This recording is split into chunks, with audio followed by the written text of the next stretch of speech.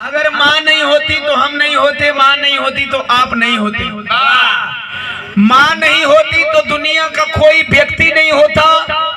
और यदि हमको आपको जन्म देने वाली माँ ने हमें आपको जन्म दे करके धरती पे लाया नहीं होता तो फिर हम संसार के किसी भी माँ को जान भी नहीं पाते।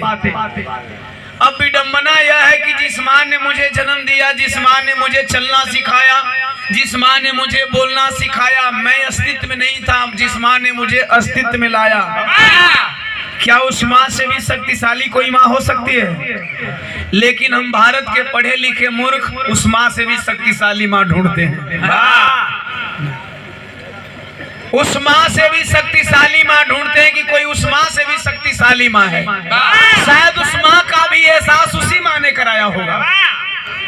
उसी माँ ने कहा होगा कि ये फलानी माँ यही है, चिलानी माँ यही है, ढेकानी माँ यही है। जिस माँ ने हमको आपको जन्म दिया उस माँ से पावरफुल कौन माँ हो सकती है? उस माँ को याद करेंगे जिस माँ ने हमें और आपको इस धरती पे लाया, जिस माँ ने हमें और आपको अस्तित्व में लाया। भजन मैं गाऊंगा, यहाँ बैठे जितने भाई है बगल में बात नहीं करेंगे आप लोग। साउंड वाला साउंड बढ़िया बोलने लगा, आप लोग बात नहीं करेंगे। कितनी मोहब्बत करते होंगे। बेटवा का फरियाद बा ओह माई से जौन माई हमके और रुआ के जन्म दिले बा। कैसे बाबू?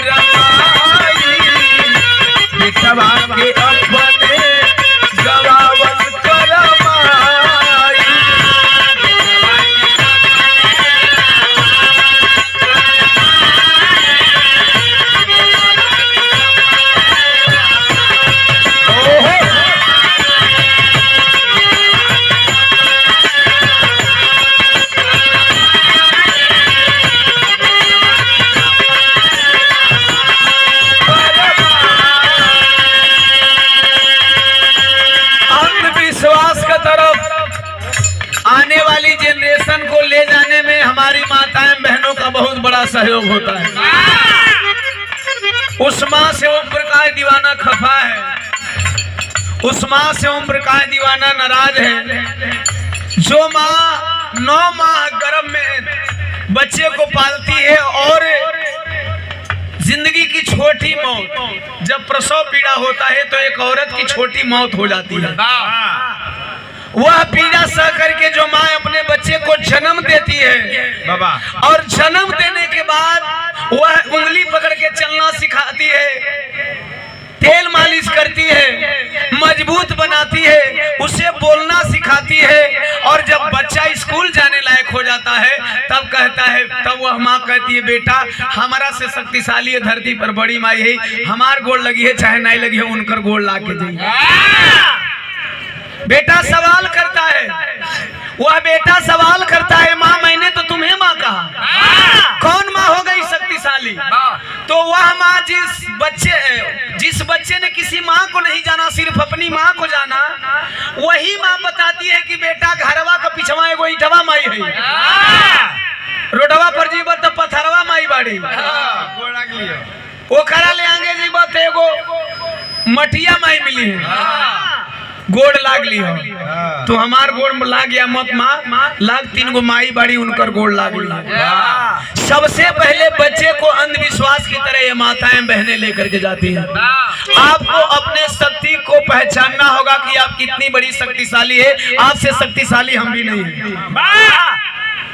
नारी से शक्तिशाली पुरुष भी नहीं होता है। आप में वह क्षमता है, आप में वह क्षमता है, आप शक्तिवान हो।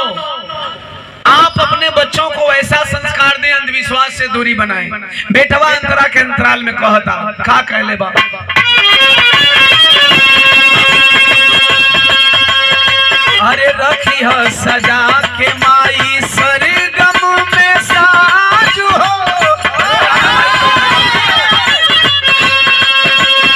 अरे रखी है सजा के माई सरगम में साज हो, रसना पे राग रहे सुर में आवाज हो।